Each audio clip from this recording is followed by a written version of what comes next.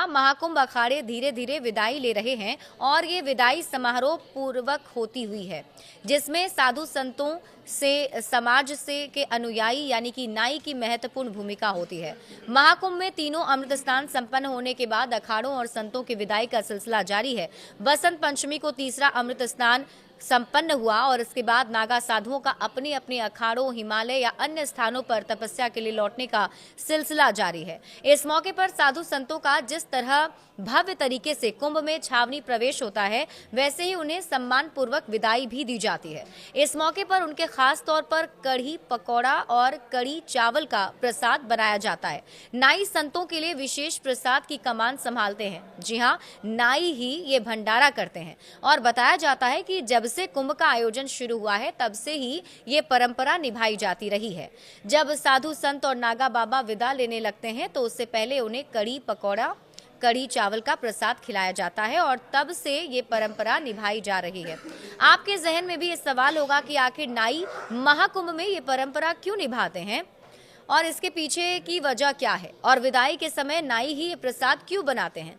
देखिए, प्राचीन काल से ही हमारे समाज में नाई का महत्वपूर्ण स्थान रहा है। नाई बार्बर का काम करने के साथ ही सभी सामाजिक कार्यों में महत्वपूर्ण भूमिका निभाते हैं। शादी ब्याह के रिश्ते का संदेश भेजना हो या किसी मांगलिक कार्य पर निमंत्रण भेजना हो या कोई सामाजिक आयोजन में खाना बनाने का काम हो, सभी काम नाई पूरी जिम्मेदारी के साथ करते हैं। हालांकि बदलते युग में अब खास तौर पर शहरों में नाई की भूमिका रस्मी तौर पर रह गई है, लेकिन गांव में आज भी ये परंपराएं जारी हैं और इसी सामाजिक परंपरा के तहत नाई अखाड़ों की विदाई का कार्यक्रम में भोजन प्रसादी का जिम्मा संभालते हैं। नाई अखाड़े के संतों की सेवा में पूरे कुंभ मेले के दौरान रहते हैं। जब संतों की विदाई होती है तो उनकी ओर से कढ़ी पकौड़ी खिलाकर विदाई दी जाती है। संतगण अपने नाई सेवकों को इस सेवा के लिए आशीर्वाद और उपहार भी देते हैं। ये परंपरा गुरु शिष्य और सेवक स्वामी के रिश्ते की आत्मीयता को भी दिखाती है। कुंभ मेले में हर अखाड़े में ये परंपरा पूरी श्रद्धा के साथ निभाई जाती है। संतों के विदाई समारोह पर यह एक बड़ा भंडारा होता है, जिसमें अखाड़ों के संतों के लिए तो प्रसाद बनता ही है, श्रद्धालुओं के लिए भी भंडारा लगाया जाता है। बड़े बड़े कड़ाहों में देसी तरीके से ये प्रसाद बनाए जाते हैं और फिर संत और श्रद्धालुओं को इसे परोसा जाता है। कढ़ी पकौड़ी खाकर साधु संत महाकुंभ से अपने अपने सफर पर रवाना हो जाते हैं। हमारे देश में कढ़ी पकौड़ी प्राचीन व्यंजनों में से एक है। कई प्राचीन ग्रंथों और आयुर्वेदिक ग्रंथों में भी कढ़ी पकौड़ी का जिक्र है।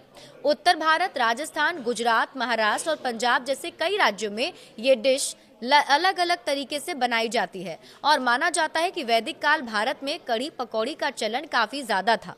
प्राचीन आयुर्वेदिक ग्रंथों जैसे कि चरक संहिता और सुश्रुत संहिता में बेसन और दही से बने भोजन का उल्लेख मिलता है।